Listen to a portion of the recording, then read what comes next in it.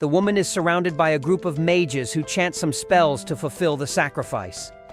Suddenly, a crest appears and a ginormous dragon shows up out of nowhere and charges for the woman.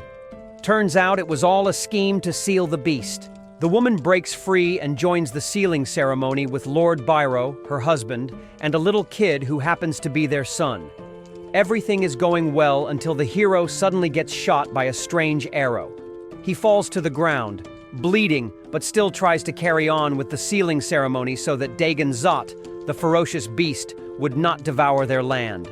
Despite his efforts, the dragon breaks free and charges towards their son. They both try to stop it, but it gets there before them. The hero then casts a spell that somehow connects the dragon to the boy so as to spare his life. Sadly, the whole process results in a massive explosion in which none of the others get spared. Time passes and Hero, the little kid, is now a bit grown, and he vows to slay the dragon and avenge his parents' death. The 16-year-old wanders on his own into a strange town where a demi-human girl prepares a grand entrance for a particular prodigy named Nambuko. The prodigy tosses coins around to add to his aura and the people go graze for it. In the midst of the ruckus, Hero notices a group of boys who are as skilled as Aladdin in living off the streets. One of them sneaks into Nambuko's cart with the hopes of making it to the palace and stealing something even more worthwhile. While Hero continues his tour around the town, he notices a merchant blabbing about a crest that can be used to ward off dragons, which he calls a dalhalbart. Suddenly, one of the little brats steals the crest and tries to run away, but gets stopped by a giant man-like creature that tries to give him an unforgettable ass-whooping. Thanks to the intervention of Hero, the boy is spared. He points his still-sheathed sword at the creature and drops some main character bars about a true swordsman not having to draw his blade until it's necessary. People are amazed at the size of his sword, and rumors circulate about him being a blade master. The merchant tries to explain that the boy had stolen his crest, and Hero nonchalantly tosses a gold coin at him to shut him up. Tomita, the little boy, yells at him, telling him he never asked for his help. He then signals to the rest of his squad as they zoom off. As they run off, Hero notices that the boy has somehow stolen the crest from him again, so he goes after them. He catches up to them in their hideout and snatches the dalhalbart, causing them to pursue him around the town like ninjas on a mission. A huge demi-human named Giru and a rather little creature named Palupa are seen looking for Hero. Nambuko tries to negotiate with the lord of the town to trade him a magicite for the Grand Troa, a legendary relic. During this transactional process, the brat who sneaked in tries to steal the relic but gets his ass busted by the demi-human girl. He gets seized immediately by the guards. In a completely different area, a girl who happens to possess Princess Elsa's abilities is seen turning lava into the North Pole. Meanwhile, as Tomit tries his best to catch Hero, who is busy showing off his incredible ninja skills, one of the boys reports to him about the boy who got captured while trying to satisfy his greed in the palace. To make matters worse, he had been set to be executed at dawn. They all give up on Hero and head to the palace, leaving him hanging. The following morning, the people of the town gather to watch the little boy face his sentence. He is strapped to a pole and is being conservatively roasted for not only sneaking into the palace but trying to steal a relic as well.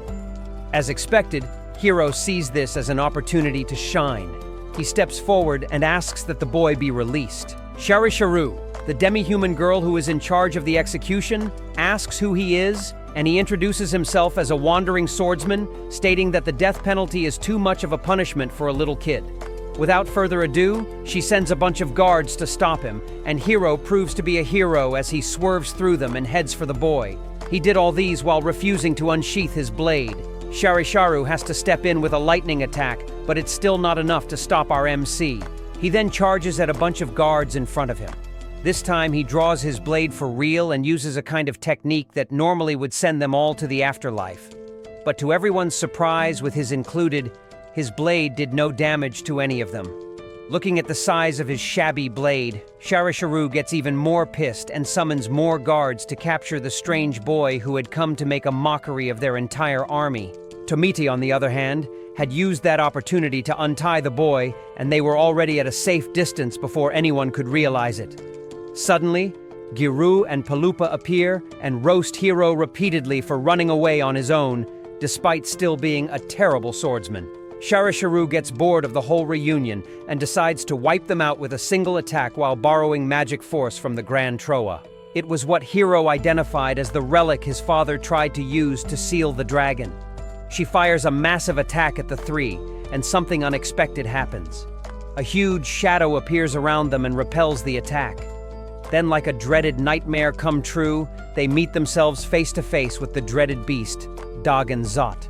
Hiro meets himself in an uncontrollable rage as he charges towards the huge beast, which easily stops him and uses some sort of shockwave to knock him unconscious. Concerned, Giru rushes towards his young master to see if he's still alive.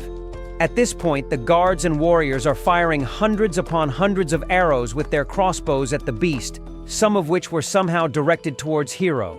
To everybody's surprise, the dragon moves to shield Hiro from the arrows and then retaliates by causing destruction to the city with just a swing of its massive tail. It then vanished into the shadows from which it appeared. Watching from a distance, Nambuko bursts into laughter, making the town lord wonder if seeing Dagon Zot had unbolted some screws in his head. He turns to the lord and tells him he's quite okay, and that since the terror has revived after 10 years, the people of the land will be in terror and will kneel before him for protection. He points out that the king does not have enough power to protect them. As for Hiro, he gets taken to the little kid's hideout where Giru explains to all of them how Lord Bairo, Hiro's father, and his wife, Kismatidi, had tried to seal the dragon a decade ago. They had chosen the buffer zone as the perfect location to seal the beast among the three kingdoms. The continent of Kunan was ruled by sword and sorcery, and it comprised three powerful kingdoms: the kingdom of Saint Amoria, the kingdom of Ishafine, and the kingdom of Van Lodis, all which were equally powerful. They all feared the dragon to the point that they didn't want to do the sealing in their own country. That's why they all agreed to do it in the buffer zone.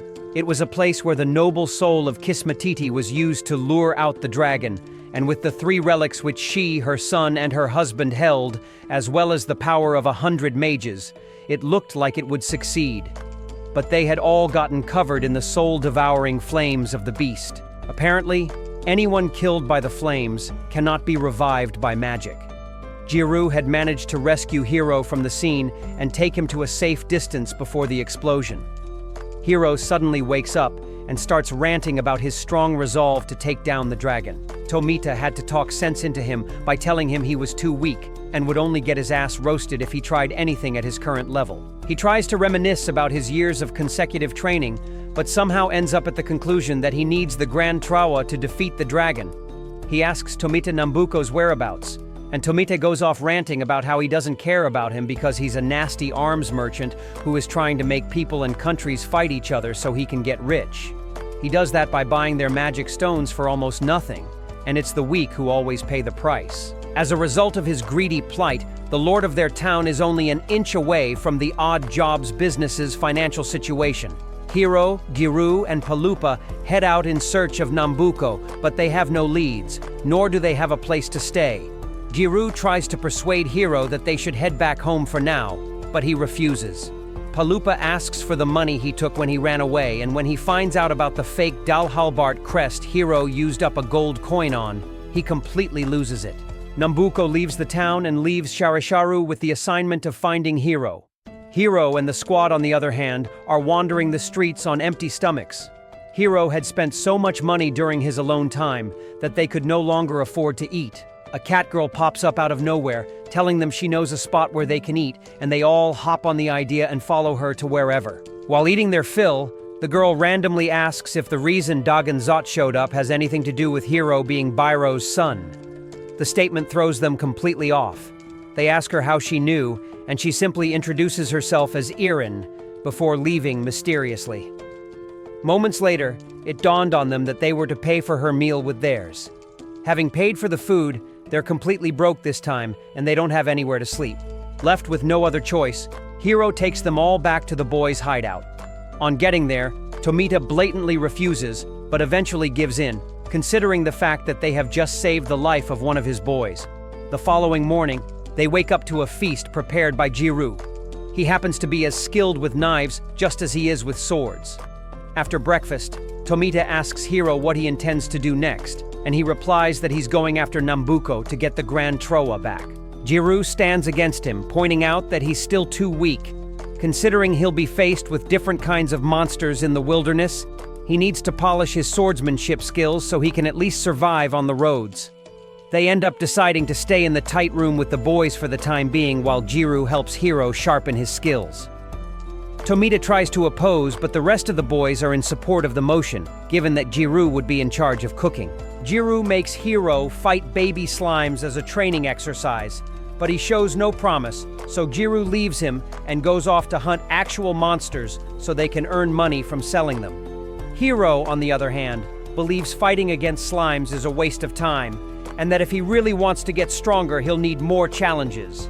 Like the heavens heard his thoughts, a huge sand dragon pulls up behind Paloopa, and he seizes the opportunity and charges at it to land an attack. His attack is so powerless that the dragon doesn't even flinch.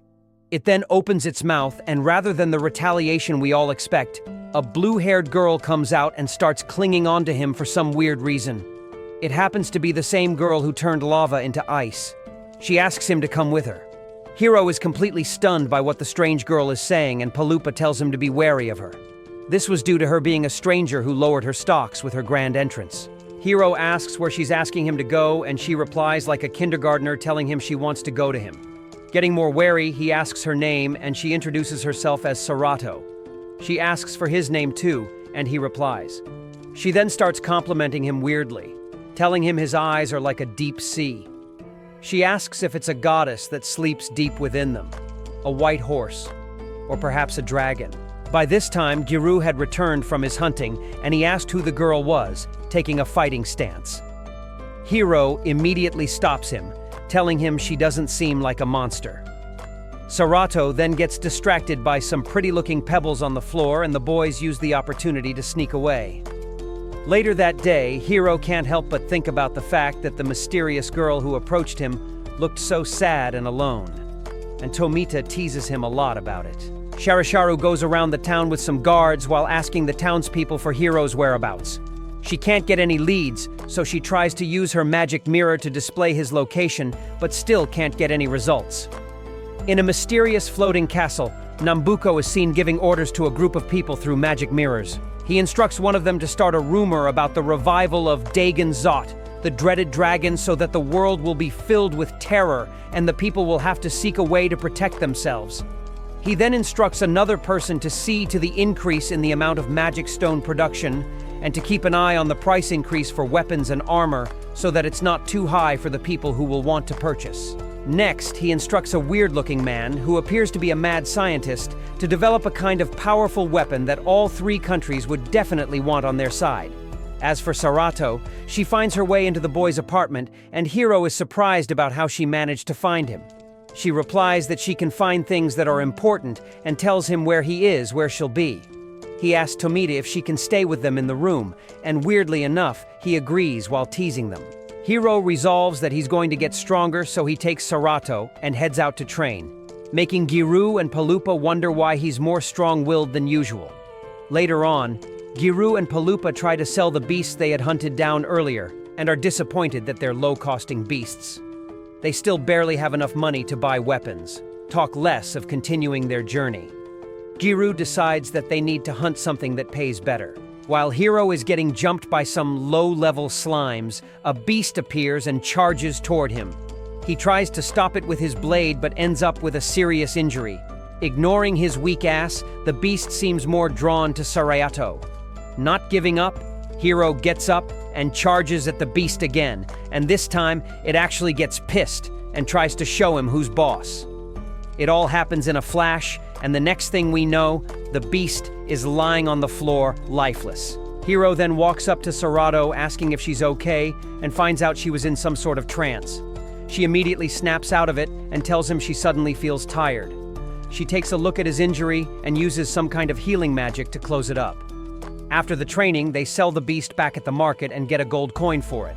As they head back home, they run into a man who is being taken away from his family to work in the mines. Being the kind of person he is, Hiro confronts the men and asks them to leave him alone, but gets knocked out and taken along with him, leaving Sarato behind.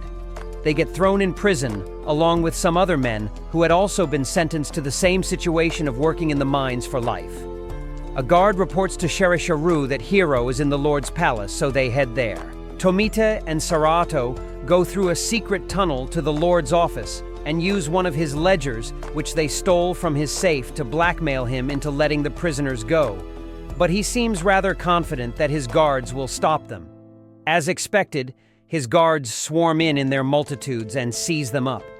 Everything seems to be going the king's way until Giru barges his way in with Palupa. Now, even with his guards, the Lord knows he's not safe, so he just agrees to their demands and lets the prisoners go. Minutes later, Seinen arrives at the palace with a guard and finds out that Hiro has already been released. This makes her throw a tantrum. The men who were released reunite with their families. Their happy reunion fuels Hiro's resolve to take down the dragon. Seinen takes a peaceful bath in a warm spring, but gets disturbed by a monster. Giru, who just got back from hunting, prepares a weird-looking meat for them for breakfast. Hiro tries to complain, but the boys seem to like it. Palupa talks sense into him, telling him that they cannot afford to buy the one he likes, and are basically living from hand to mouth thanks to him. Giru tells Hiro he'll be having a private training session with him after the meal, and that Sarato will be excluded from this session. Shortly after, they head to the training grounds and Sarato tries to come along, but Hiro politely asks her to go for a walk or something. He hands her his gold coin, telling her to use it if she needs something. While Sarato wanders across the streets, she gets approached by Eren, who introduces herself and tells her she'll take her somewhere good. Of course, she goes with her. At the training grounds, Giru is highly disappointed as he watches Hiro pathetically lose to slimes. Hiro tells him to go and hunt, but he refuses, saying he'll be training him. Eren takes Sarato to the same spring Seinen had gone into, and tells her it's a healing spring. Having a slight injury on her finger, Sarato decides to test it out by going into the water, but Eren tells her she has to take off her clothes first. That's when they notice Seinen at the other edge of the spring. Palupa and Tomita find out that a 300 gold coin bounty had been put on a particular monster, so they head to Hiro's training grounds to inform Giru about it. According to him, with that kind of money, they wouldn't have to work anymore. Hiro is starting to get pissed at Giru, but Giru doesn't stop there. He goes on to roast the young master, telling him even if he had the Grand Troa at his current strength, he still wouldn't stand a chance against Dagon Zot. I mean, we're talking about a dragon that effortlessly took down 100 mages acting in concert. He calls him pathetic because every word he says is about revenge, and he never practices unless forced. Still, he thinks he can hold a candle to the ferocious beast. Giru tells him he honed far too little of his own strength, and that someone who can't even master the basics has no right to challenge Dagon Zot. It was at that point that Hiro loses it completely and charges at Giru with his blade. Eren, on the other hand, tries to hold conversations with Sarato to learn stuff about her, but isn't getting anywhere because the girl apparently is making it difficult. Meanwhile, Seinen sits in her corner and listens to their conversations. At some point, Hiro's name almost slips out from Sarato's mouth, and Eren, somehow knowing that Seinen is after him, shuts her up and skillfully brings something else up. Seinen approaches them, trying to be a part of their conversation. She also warns them about the monster in the nearby cave and tells them about the bounty on its head. Back to Hiro, who keeps getting his ass knocked down by Giru. Giru tells him the reason is because he's probably thinking he could take him down if only he had the Grand Troa there with him. He then gets really mad and charges at Giru again, but just gets knocked out. This time, with a fatal injury. Arriving at the grounds and witnessing what happened, Palupa and Tomita freak out, asking him why he did something like that. Giru just tells them he'll be taking him to the healing spring. On their way there, some of Seinen men spot them and head back to the spring to carry out their plan. The party gets to the spring and immerses Hiro in the water, watching his injury close up. Tomita asks about the huge scar on his chest, and Giru tells him it's a birthmark which he believes happened during the Balboa tragedy, when Lord Byro must have used some method to save Hiro's life. Hiro wakes up immediately and starts acting cool, like we all didn't just witness his pathetic ass get handed to him. Seinen, who had been watching them, confirms him to be her target, so she signals her men to carry on their operation. Giru apologizes to Hiro for going too far. He tells him he only wanted to test his resolve because that's the most important thing he needs to have if he really wants to take down the beast. During their discussion, the monster appears and starts going wild and stuff, disobeying all of Sharisharu's orders and going after the wrong people. First of all, it appears in the female side of the spring where it captures Sarato. It then snatches Sharisharu and flings her away like a paper plane. Hiro gets worried and tries to climb into the women's segment, but Giru beats him to it and slays the monster effortlessly. Hiro then forgets he's completely naked and runs over to Sarato. Of course, Tomita teases him a lot for it. Back in the town, they find out that the whole bounty about slashing the monster was fake, and they did not get any money for slaying it. However, they find out that the monster's tentacles have a flavor to them and are in high demand by the nobility, so they make quite a ton from selling them. Giru and Palupa still refuse to buy hero armor even after making that much. Finding out that the hero and his squad would be leaving, the boys are kind of sad, and it's mainly because of Giru's cooking. Everyone but Tomita sees them off to the gates where they say their goodbyes. All of a sudden, Tomita pulls up and announces that he's going to join them. His boys try to talk him out of it, but little bro already made up his mind. Starting off their journey, they run into Erin, who tells them she wants to tag along on their journey. They refuse, but she tells them they can't make it to Nambuko without her, and that she knows where he is. They have no choice but to welcome her on board. During their journey, they see posters telling them to beware of killer bears, but Hiro tells them not to be afraid since killer bears are nothing compared to Daganzat. The rest of the squad just watch him get excited and act like the boss. All this happens just a few seconds before he ends up tripping over a sand trap. A huge bird with some kind of inbuilt camera on its chest swerves above them. Nambuko and his men use the bird to monitor their location. Seeing that Sharisharu had failed at the assignment he gave her, he asks that she be summoned to his castle.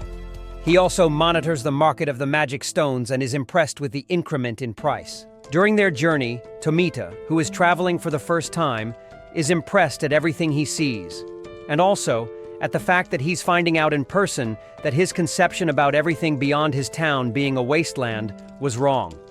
Hiro teases him a lot about it as well. Getting to the forest where they're about to make camp, the huge bird that had been spying on them suddenly charges towards them. Hiro, trying to steal the moment, tells everyone to stand down as he charges back with his sword, but the bird knocks him off easily. Giru has to step in to ward it away.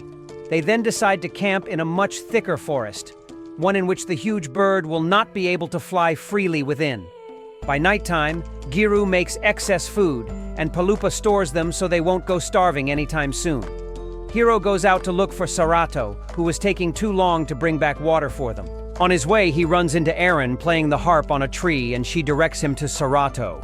Before he leaves, he asks the real reason she decided to come with them, and she replies that she wants to help him recover the Grand Troa. He asks what she intends to do with it, and she tells him she'll have it create the hottest boy in the world like him.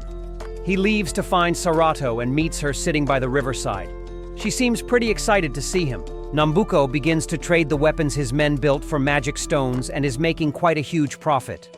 One of his men reports Sharisharu's arrival, and he asks that she be seen in. Getting to his front, he calls her an incompetent fool for failing the mission he gave her. He tells her he'll give her one of his hawk eyes to monitor them, and that if she fails again, she'll never be allowed in his sight again. Immediately, she and her men appear in front of the group.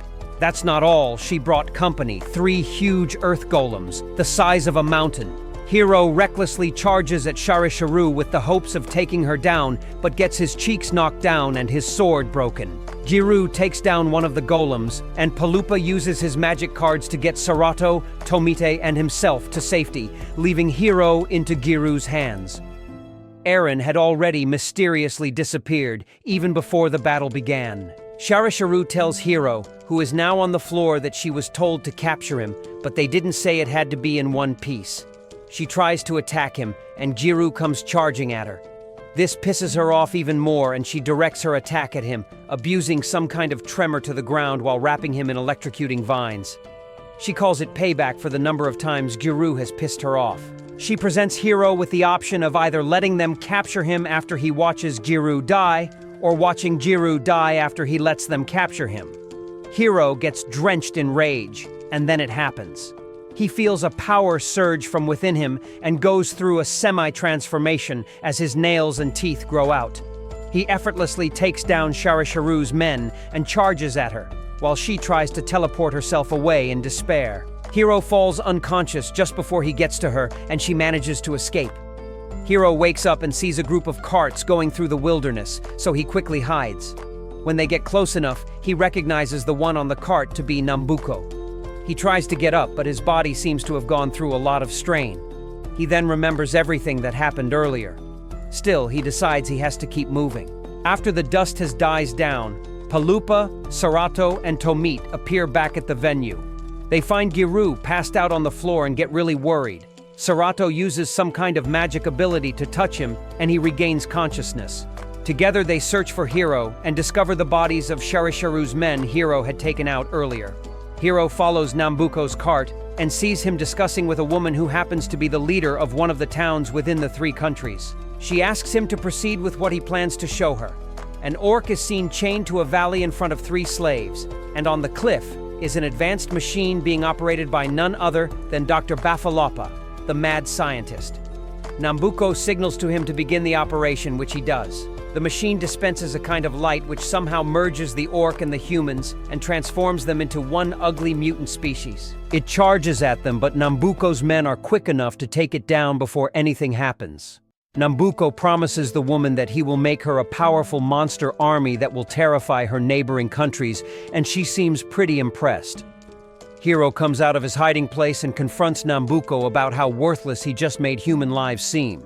Nambuko tells him whatever he chooses to do with his citizens has nothing to do with him, and Hiro replies that it probably doesn't, but his sword won't just sit by and watch. Opsies, he just remembers he lost his sword during his sparring session with Sharisharu earlier. Not relenting, our hero decides he can take him down even without his sword. He charges at Nambuko with a punch which he avoids easily. Trying to be slick, he quickly changes his footing and swings an even heavier punch, but Nambuko is 2 steps ahead. He knocks him down easily. Nambuko tells him he has been looking for him. He asks if he has anything to do with Dagonzot's revival, but Hiro nonchalantly asks him to give back the Grand Troa. Nambuko smiles and replies that he can't give back what belongs to him. He has his men seize Hiro and tells him he has a celebration to attend. Jiru and the others wonder how Hiro must have taken down that many soldiers. They find his broken sword and wonder how he could have managed to do it, because even with the sword, he's a weakling, and it's not like he has any magic abilities either. Suddenly, they notice that Eren is back in their company, and Palupa gets pissed and calls her a deserter for leaving them like that earlier. She laughs and replies that calling her a deserter is quite rude, and that she prefers to think of herself as someone who knows when it's time to leave. Palupa gets stirred up, and the 2 of them go back and forth for a while. Somewhere out in the wilderness, a tent had been prepared for Nambuko's banquet, and he ensures that he keeps the woman entertained and satisfied.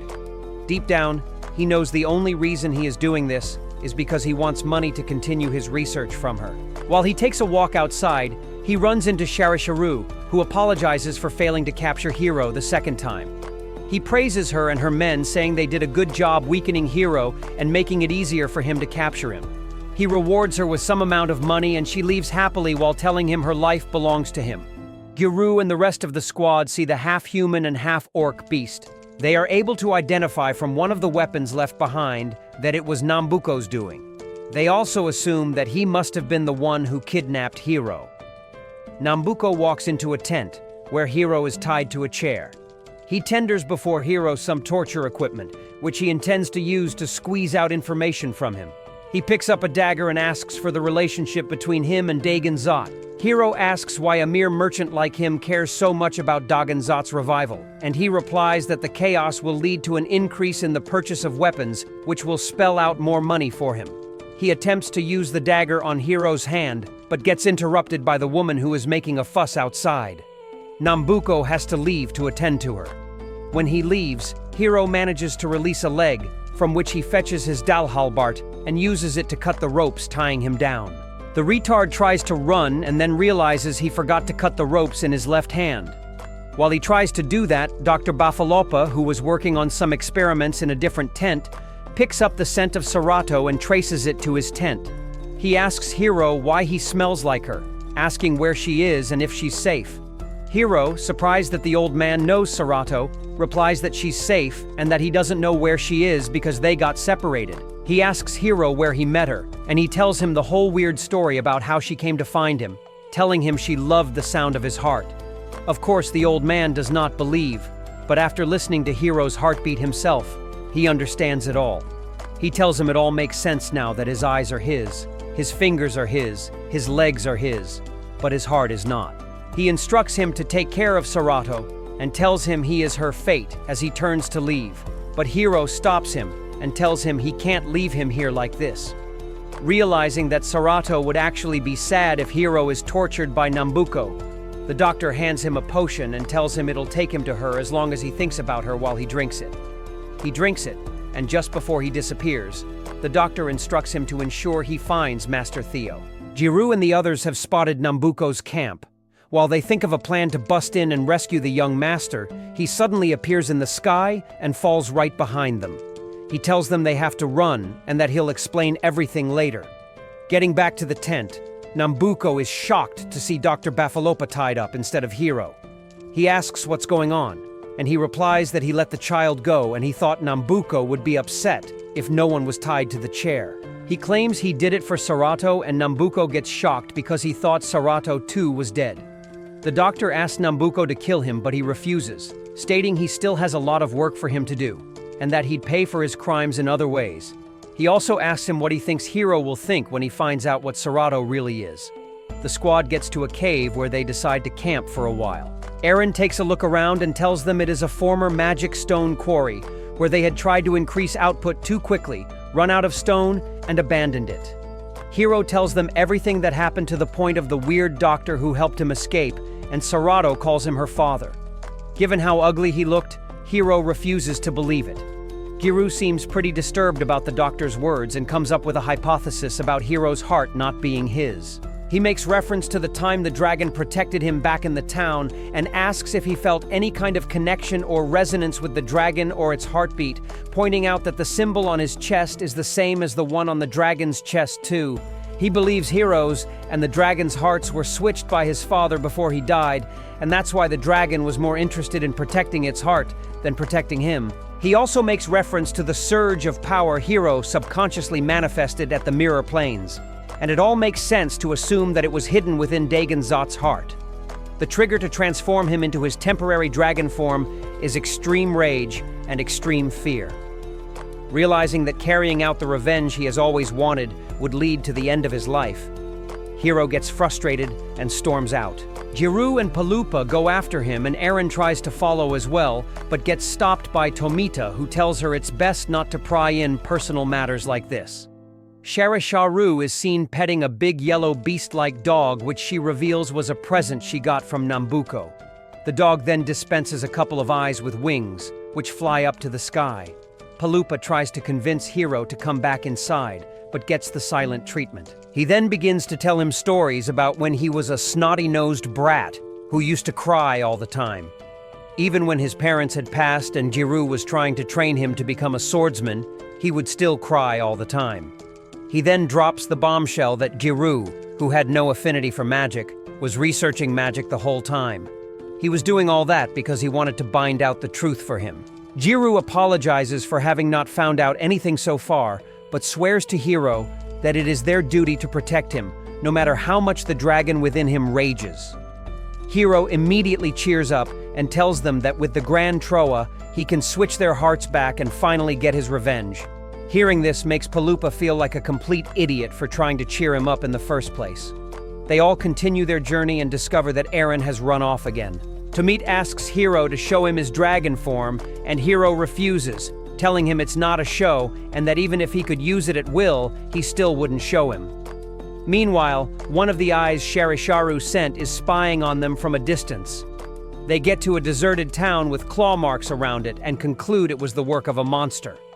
While they go deeper into the town, Giru gets a nostalgic feeling as he begins to remember things that happened in the past. He remembers how the villagers turned against his parents because some ogre hunters had come to destroy their village. His father, an ogre, married a human and gave birth to him. Some humans had traced her paths to the town and attacked the ogres. While they were being hanged, his father yelled out his last words to him about never leaving a good deed undone as a true hero. Tomita, on the other hand, has gone deep into the town and into a strange building where he runs into a monster. While Giru reminisces about how Lord Bairo found him and took him in, his thoughts get interrupted by Tomita, who leads the monster straight to them while telling them to run. Seeing the monster, Hiro identifies it as another of Nambuko's half-human, half-orc experiments, and he tries to attack it but remembers he still doesn't have a sword. Giru steps in and parries the monster's attack, causing a strain on his body. Palupa tells him not to strain himself too much since he has not fully recovered yet. He tries to slash the monster with his sword, but it avoids the attack and charges for Hiro. Hiro tries to transform into his dragon form, but can't seem to. He'd have been fully toast if Giru had not come again to end the monster with an attack from the back. Eren, who had gone to visit Sharisharu, is being taken to Nambuko's castle by her. Getting to the castle, she rats out information about Hiro and the dragon's hearts to Nambuko, like a snitch. Nambuko asks her why she's telling him something like that, and she replies that selling information is her job. As a prize, Nambuko gives her an artifact which she identifies as the Alshina. As she takes her leave, he instructs Sharisharu to kill Hiro. Eren uses Mumu, a magic transport service, to teleport from Nambuko's palace back to the wilderness. She recalls overhearing Nambuko tell Sharisharu to kill Hiro and wonders what to do. The Wanderers get to a big post station on the side of the road called Rukao Nao. It's a point where many roads intersect, and for that reason, a lot of stuff comes through there. Hiro says they need to find a blacksmith so he can get a sword, but Giru tells him their first priority is selling a horned reptile so they can have enough money. Palupa steps in and tells him they still can't buy him a sword because they've still got a long way to go to get to the land where wishes die, where Nambuko is.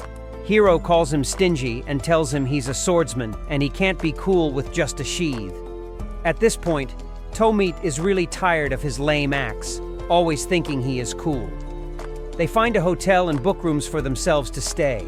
The hotel staff asks them to pay for the cafeteria too, but Palupa refuses, saying they'll make their own food in the rooms. They all head to their rooms to drop their stuff, and Giru and Saraato accompany Hiro to get his sword. At the blacksmith's shop, Hiro selects some huge swords, but Giru snatches them from him, telling him he's not experienced enough to use them. He then handpicks a befitting sword, slightly bigger than the previous one for him, and Hiro seems to like it too. When they leave the blacksmith's shop, Giru goes shopping for things to cook while Hiro and Sarato stroll off on their own. While they stroll, Sarato notices a piece of jewelry shaped like the moon and stops to admire it. The seller then decides to take advantage of the moment by telling them he'd sell it to them at a discount of 100 Manet. Hiro's pupils dilate. He knows it's an obvious scam but doesn't know what to do. Sarato notices the mood, so she shows him the gold coin he handed to her when they just met. She tells him that if she has that pretty pebble, she doesn't need the moon pebble, and they both leave. At about that same time, Giru finishes his shopping and tells them it's time to go back home. Eren visits the same blacksmith shop where Hiro had gotten his sword. She sees an enchanted arrow, which the seller confirms to be powerful enough to kill a monster in an instant. Despite the fact that he refuses to give her a discount, she still buys 5 of them. Giru prepares dinner for the squad, which they very much like. Over dinner, Tomita notices that Sarato barely touched her food and rudely asks that she give it to him if she's not hungry. Ignoring them, Giru starts a conversation about Master Theo, who the doctor told Hiro to find. Giru tells them that he is Lord Bairo's doctor, and that even makes it more strange because the doctor suddenly wants Hiro to look for him. What's even stranger is the fact that Sarato casually tells them Theo is her friend. They all agree that the fastest way to figure things out is to meet him first. It's pretty late and they all head back to their rooms. Tomita asks Giru their plans for the following day, and Giru replies that he wants to take the day off to look at the map and figure out their next move. Hiro and Giru, who are paired up in a room, can't seem to get any sleep. They hear the sounds of explosions coming from outside, so they quickly get up and head out. A mysterious shadow is seen spreading around the town and destroying every building it touches. Judging by the shape of the shadow, it looks very similar to that of Dragonzot, so Hiro charges at it. The shadow keeps exploding every building it touches, and the people it touches as well sink into it. Giru runs after Hiro to stop his reckless actions, but becomes a victim of the sinking shadow in the process. Sarato, whom Palupa and Tomita have been trying to hold back, suddenly storms in, claiming she has to warn Hiro that the shadow does not belong to Dagonzot. Sharisharu appears out of nowhere and a flashback is revealed when Nambuko hands her the shadow monster in a glass jar and tells her to spice things up with it. Dr. Bafalopa watches the whole incident with Nambuko in his palace. He witnesses Sarato almost get hurt, but is glad she doesn't. While Giru sinks slowly into the shadow, Sharisharu points a thorn at Hiro's heart and electrocutes him as he tries to stop it. The doctor asks why Nambuko is trying to kill the boy, and Nambuko just smirks and waits to see what Dagonzot will do. Eventually, she stabs him in the chest, and he goes berserk and transforms into his dragon form. From a distance, Eren uses one of her arrows to rescue Giru from sinking completely into the shadows. He runs towards the young master to stop him from going into full rage because Dagonzot is already being summoned. When he gets close enough, Hiro, still in his dragon form, picks up his sword and slashes Giru in the chest. The dragon then vanishes, and Hiro comes back to his senses to realize what he just did. Back at the hotel, Giru's wounds have been dressed, but he's still yet to regain consciousness. Hiro sits by his bedside, and Sarato sits next to him. Palupa prepares dinner that smells so bad, it could wake the unconscious. Wait, hear me out, I think it actually worked because Giru regained consciousness. And after calling out to the young master, he asks what could possibly be producing that toxic smell. Hiro apologizes to Giru for attacking him, but Giru tells him it's not his fault. It only happened because he had transformed into his dragon form and lost control. Hiro asks if Sarato can heal his wounds the way she healed him before, but she replies that she can't. He tells Giru he just needs to rest for now, but Giru tells him he has something to say.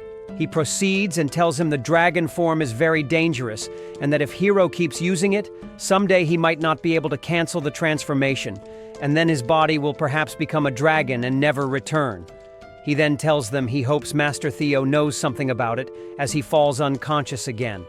Palupa tries to buy some medicine for Giru from Mumu, but she calls a ridiculously high price. He asks her to reduce it for him and that their friend's life is at stake, but she doesn't seem bothered.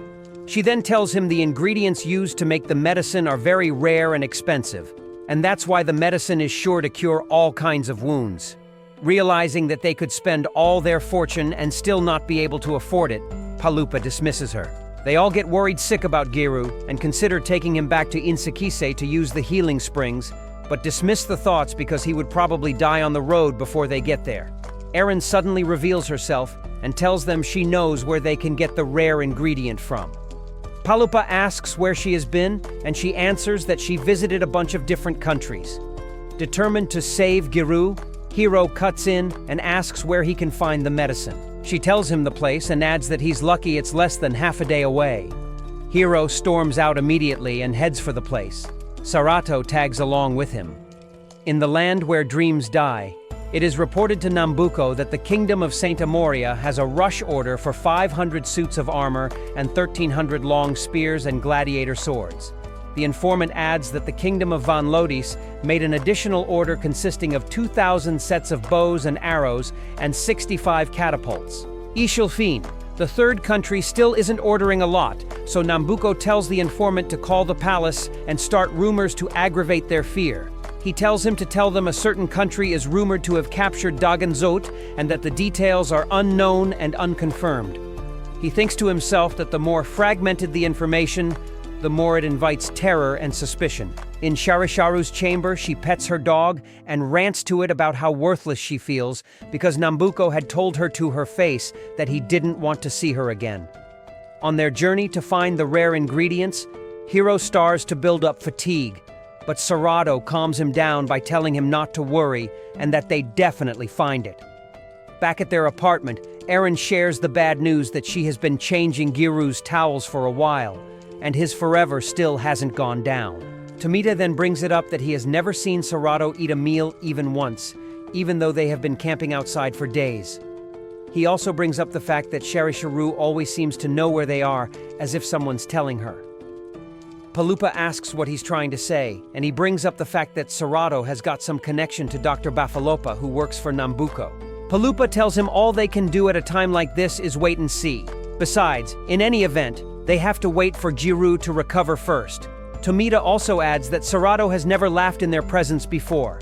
Hiro and Serato get to the land they were directed to, and despite him insisting, she refuses to wait back for him. They run into a giant frog and manage to lose it. Then it begins to rain. Serato sights a plant on a hill which matches the description of what they were looking for, and they both approach it. Tomita, Palupa, and Eren discuss the shadow monster Sharisharu sent to the town. Tomita suggests that Nambuko must have sent her to capture Hiro again, and Eren tells them that the order was to kill him and not to capture him. They ask how she knows, and she tells them she heard it from Nambuko himself while showing them the Alshina. It's a device that lets one hear and communicate with someone no matter how far apart they are. Eren suggests that the reason Nambuko changed his orders from capturing to killing could be to know the relationship between Dagon Zot and Hiro. Hiro and Serato confirm the plant to be legit, but as he tries to uproot it, the hill starts to tremble. They then discover that it's not a hill but a glow tortoise. Eren, on the other hand, gives Palupa and Tomita more tea about how Nambuko is spreading rumors among the three countries to make them flood him with orders for weapons and armor so he can make a huge profit. Her fear is that it could break into a nationwide war even before Hiro makes it to the land where wishes die. After consecutive struggles to harvest the plant from the turtle's shell, he finally succeeds, but trips in the process. Serato catches him, and for the very first time, laughs at the look of embarrassment on his face. They get back and give Giru the potion they made from the ingredient, and he recovers almost immediately. Tomita uses the Alshina to communicate with his friends back home and finds out that the town is in bad shape because even the kids are now being sent out to mine magic stones. He gets emotional and determines that he must get the Gratroa for their sake. The following morning, while they continue their journey, Tomita tells Palupa he's not worried about Serato anymore, because when he was talking about the condition of his town, he saw her shed a tear. Hiro asks Giru if they really have the luxury to be searching for Master Theo when they should be on their way to get the Grand Troa, and Giru tells him that taking care of his body is their sole priority for now. An elf appears before them in the sky and asks who dares visit him without bringing any presents. Giru and Palupa immediately bow before him and introduce themselves as servants of the former Lord Byro. The elf recognizes Serato and embraces her immediately. Master Theo, the elf, leads them to an even higher ground on the mountain where they can clearly feel the air getting thinner to the point that they run out of breath. The old elf blabs about Lord Byro and Dr. Bafalopa both being his students, and neither they nor any of his other students ever getting out of breath when visiting him. He also adds that they never forgot to bring presents either. Giru tells him that they have come to see him on an important matter, but the petty old elf still seems upset that he didn't get any presents. Master Theo invites them in where they discuss Hiro's condition. Giru confesses that they visited out of desperation, but it's because they don't know if they'd ever be able to face Lord Byro if anything were to happen to his son. Master Theo pauses and releases an immense magic force which trembles the whole cave. He tells them it's an imitation of Dagon Zot's soul-destroying flames he made based on how he imagines it. Hiro interrupts the geezer and asks him why he didn't do anything to stop the tragedy 10 years ago since he was this strong. Master Theo replies by asking if they can stop a storm from blowing across the land. He tells him that just as one cannot stop the storms of Mother Nature, a mage cannot stop the evil dragon. He tells Hiro that there's nothing that can be done with that dragon, and that it's way beyond human hands to handle. He tells Hiro to practice magic with him, and Hiro is puzzled because he's a swordsman, but Giru tells him to go because he might actually teach him a way to handle the dragon form better. While they're about to begin the training, Master Theo asks Giru to bring him meat so he goes hunting. Similarly, he sends Tomita to get him water, and Eren tags along to look at the pretty scenery. A somewhat straight line is drawn on the floor, and Hiro and the Master are on each side of it. The Master asks him if the line is straight, and he replies that it's all twisty. He then asks him to take a step forward, and he takes a step on the line. The Master asks him if he walked straight forward, and he replies that he did. The Master then tells him the oath before him is straight because man can only walk by taking one step at a time. Hiro is completely puzzled, but Palupa is eating up the whole training process. For the next exercise, Master Theo draws what is supposed to be a picture of Sarayato on a piece of paper and asks Hiro to crumple it. When he does that, he asks him to uncrumple it again. This goes on and on for a while, and Palupa keeps glazing. Eren, on the other hand, is on a different mountain trying to listen in on some conversations with Alshina while she struggles with bad reception. Some of the countries have started making preparations for war, and it's starting to look ugly. After frustrating him enough with the exercise, Master Theo finally tells him to throw the paper away. Saraato requests to see the drawing before he throws it away, and he shows her. The master then senses something from the two of them. Giru hunts down a huge wolf and heads back with it. Master Theo tells Hiro to pick up a pebble, think of where he wants it to fall, and try to throw it there. When he does that, the master notices some kind of magic force but keeps quiet about it. He asks if it landed where he wanted, and Hiro tells him not exactly. Master Theo then tells him it's not a problem because the place it falls will be the place he decides. Palupa keeps praising the master. At this point, it's safe to conclude that he's just being a kiss-ass. Hiro gets pissed and tells the elf he's a swordsman and can't keep wasting his time like this. The elf then decides that they do some training with the sword, and he gets really excited this time. When Sharisharu shuts herself in, one of her men tries to cheer her up but can't seem to get anywhere. The only thing she wants is Nambuko. On the mountain, Master Theo holds his hands out like he's holding onto an invisible blade, which he calls the Koku blade. He tries an attack with it and moves an object a bit far from where he stands. Hiro is impressed until Master Theo tells him the technique involves magic as well. Master Theo makes him go next, and he imitates his stance and movement and nothing happens. At least that's what he thinks. His attack scratches the object a bit and makes a slash on a rock behind the master. Days go by, and Master Theo continues to give Hiro his weird training.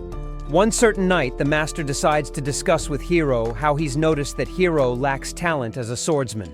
He tells Giru that Hiro has a rare talent for magic and a surprising power. Otherwise, a human would not be able to bear the power of a dragon's heart. Master Theo goes on to tell Giru about his training session with Hiro the other day, where he made him attempt the Koku blade. He tells him that the power Hiro released was so strong, and yet it dodged the object he was aiming at and pierced him without him even being conscious. He had to cast defensive magic on himself. Finally, he tells Giru he made the right choice training Hiro as a swordsman because it helped him avoid his true destructive power. Nambuko eventually requests to see Sharisharu, and she gets really excited about it. On the training grounds, Hiro finally gets fed up with the master's training and decides he's quitting. Then the master tells him to participate in a graduation exam where he has to cut him with the Koku blade. He attempts it, and it looks like nothing happens. But the attack was so strong it broke the master's defensive barrier. To top it off, that's only a fraction of his true power. Master Theo bids them farewell as they depart from the mountain. They get to a desert, which is the last place for them to go through to reach Nambuko's land. The only problem is that it would take at least a month for them to go through it. Hiro recklessly charges forward as usual, and a huge bird, which obviously belongs to Nambuko, comes charging towards them at full force, which Giru has to deflect. Tomita wonders how they always know exactly where they are, and then they hear Nambuko's voice on the Alshina asking Eren if she's still there. She's been busted. Giru and the rest ask Eren to explain herself, and she replies that she's an information broker and won't make any excuse. Giru asks if she sold them out to Nambuko, and she replies that she did, and that she also made a lot off it. Pissed, he looks at her with disgust and tells her that killing her won't undo the damage she caused as they all turn to leave her. She tells them they can't make it through because the Mort Desert is a rough place, and that even if they knew the path, they'd still have a hard time going in, but they completely ignore her and keep moving forward. Nambuko plans to perform an experiment through the doctor to merge Sharisharu and her dog together. Kinda rings an alchemy bell. One of her men tries to stop her, but she seems on board with it, claiming that her life belongs to Nambuko and she'd do anything he wants her to do. She meets the doctor and he begins the experiment immediately. Scaling through the hot desert, Tomita worries that they should have listened to Eren, but Palupa snaps in that they don't need help from a blabbermouth. In the kingdom of Van Lotus, a huge army is prepared based on the rumor that the kings of the two other countries, Saint Amoria and Ishilfin, have joined forces and are planning to use the evil dragon Dagon Zot to bring chaos to the continent. Their kingdom has decided to advance its forces into the buffer zone to save the people. The same rumors are spread in the other two countries, so they all prepare their armies for war. Night falls in the desert, and the squad wonders how come the desert gets so hot during the day and then is so cold at night. They realize they're cooked because they're still nowhere near the land where wishes die and will still spend a couple more days out there. To make matters worse, they're drastically running out of supply. They finally run out of water the next day and are starting to feel dehydrated. While they advance, Palupa trips into a sand trap with a Jangalo at the bottom.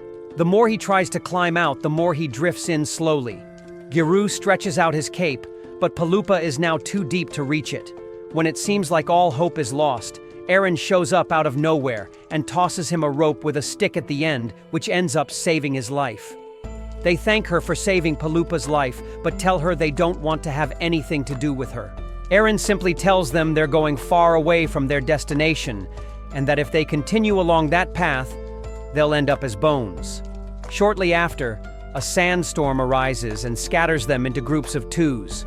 Palupa ends up with Aaron, who explains that they may be able to run into the others if they head towards an oasis.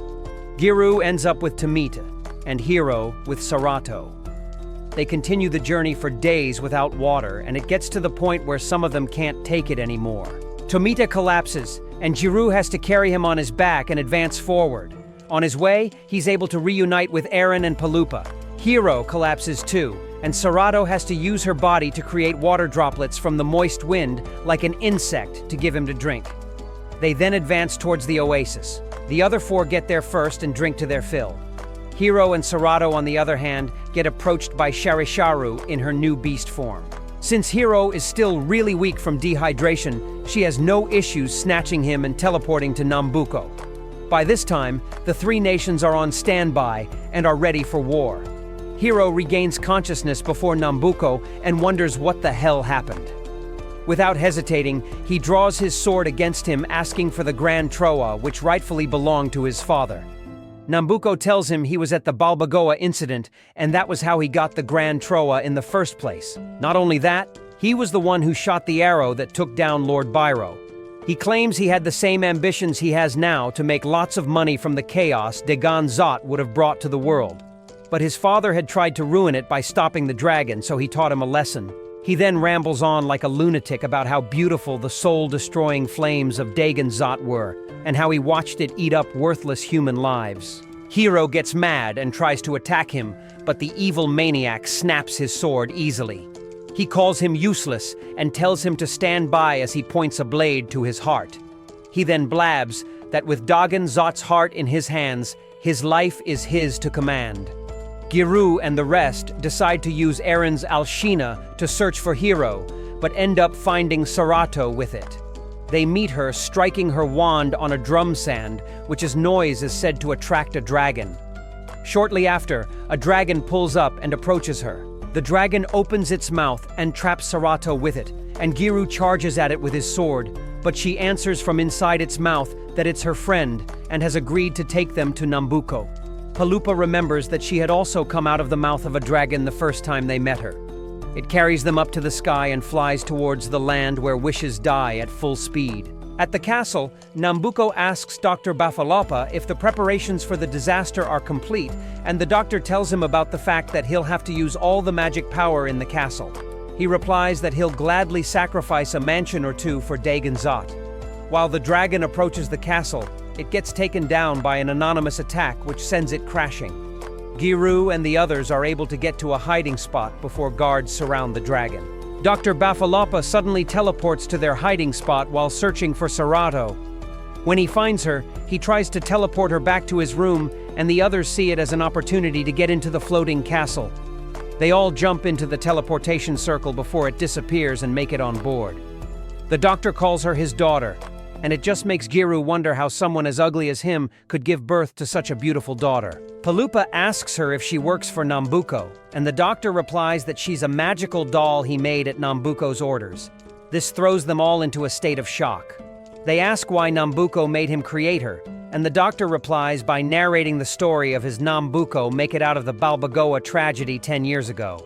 Giru cuts in that it's impossible because he and Hiro were the only survivors from the incident. The doctor continues that Nambuko made it out thanks to dragon blood crystals, which were made from the Dagon Zot's blood. They apparently protect one from the soul-destroying flames. Nambuko had ordered him to create the ultimate soldier, a warrior who could fight even in lands ruined by the flames of the dragon. But he was not interested in that. He was interested in beauty and kindness, so he built Serato based on that. Nambuko had seen her as a waste and had instructed him to dispose of her, but he couldn't throw away his masterpiece. He had pretended to obey him and let her escape. That's when she met Hiro and got attracted to the sound of his heart. Giru tells him that Hiro's heart got swapped with Dagon Zot's, and the doctor finally understands the root of the connection between them. He tells her to abandon Hiro, but she refuses and storms off. The doctor then beckons to Giru and the others to protect his daughter's life, and they agree. They enter a room with a huge magic stone, which they run into Nambuko and Sharisharu holding Hiro hostage. Nambuko uses Hiro as bait to lure Serato, and then makes Sharisharu teleport them to Balbagoa, where the three armies are gathered. The hour of the ultimate dragon arrives, and the sun disappears into thick darkness over the entire army. Nambuko plans to fuse all the soldiers from the three countries with Dagon Zot to create an even greater monster. The sphere of Gorokias, which surrounds the floating castle, closes up, and Sharisharu realizes she has been locked in alongside all the rest, with no hope of escaping. People within the castle begin to panic as Nambuko extracts their souls into magic, which he intends to use for the Great Fusion. The doctor tells Nambuko he only agreed to help him fuse the dragon with the soldiers, and that he'd shut down the reactor if he tries to use Serato as well. Nambuko knocks him out, telling him the reactor will function without him. He activates a spell within Serato that makes her unable to disobey his orders, and orders her to fight Hiro so Dagon Zot can be summoned. She transforms into a more powerful form and starts attacking him without holding back. Back in the castle, Palupa tries to contact Mumu to transport them out, but she tells him she can't get inside the sphere when it's closed. For the first time ever, Palupa offers all his money so she can transport them, but it's not enough. Tomita, Giru, and Aaron then offer theirs as well, and she agrees to help.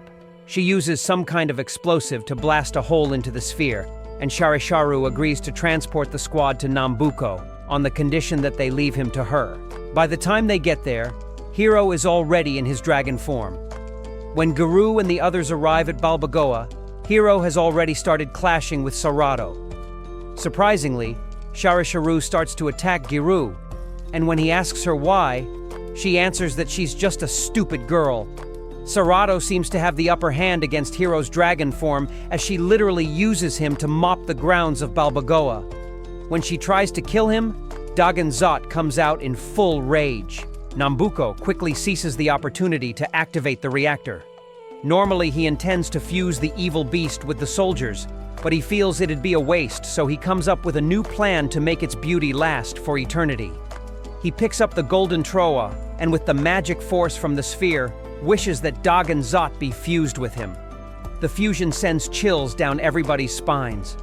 Still in his dragon form, Hiro charges at him, but gets stopped easily.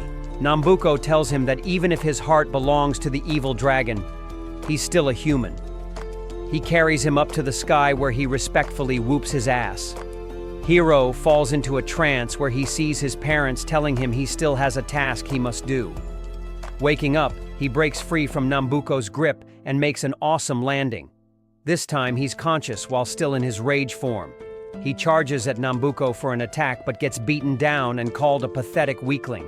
Aaron wakes up the doctor and asks him how to shut down the reactor. He instructs them on what to do and assists them in seeing to it. But even though they manage to shut it down, Nambuko still fires the soul-destroying flame in the area and laughs mischievously as many of the soldiers get caught up in it. Serato, who has the dragon blood crystal within her, is immune to the attack and has just shielded Hiro and the others from it. This annoys Nambuko as he stabs through her chest and crushes her crystal heart. Hiro, now in a state of fury, picks up a sword and cuts off Nambuko's arm in one move. He then stabs him and takes him out for good. That is when the real terror begins. Dagon Zot gets revived, and this time, it has recovered its former power. Hero points a blade to his heart and is ready to end his life to end the dragons. Then he remembers some of Master Theo's teachings and asks that they toss him the Grand Troa, while of course the legendary evil beast stands to watch. He uses Koku blade with the Grand Troa and makes a hole in the dragon's chest, from which he retrieves his heart. Normally, you'd expect him to switch it back with the dragon's heart, but this boy's always full of surprises. He heads over to Sarato's lifeless body and gives her the heart. She then wakes up, and the dragon disappears. Palupa, Tomita, and Aaron quarrel about who gets the Grand Troa, but accidentally break it in the process. Guru then tells them it's not the real Grand Troa because the real one wouldn't shatter. Sarato finds out that the doctor got burnt by the flames while trying to protect her, and she bursts into tears. The rest of the soldiers that made it out alive are seen retreating, and Aaron admits that she explained all that happened to their kings through the Alshina. Mumu suddenly appears and demands payment. Sharisharu, who is found in tears by her men, cheers her up, telling her they're finally free from the shackles of Nambuko. The following day, Hiro and the squad hold a befitting burial for Dr. Bafalopa, after which he hands his Dal Halbart to Tomite, whom he claims needs it more now. He decides he's going to keep training as a swordsman, even though we all know he's more of a mage. What a pain in the ass.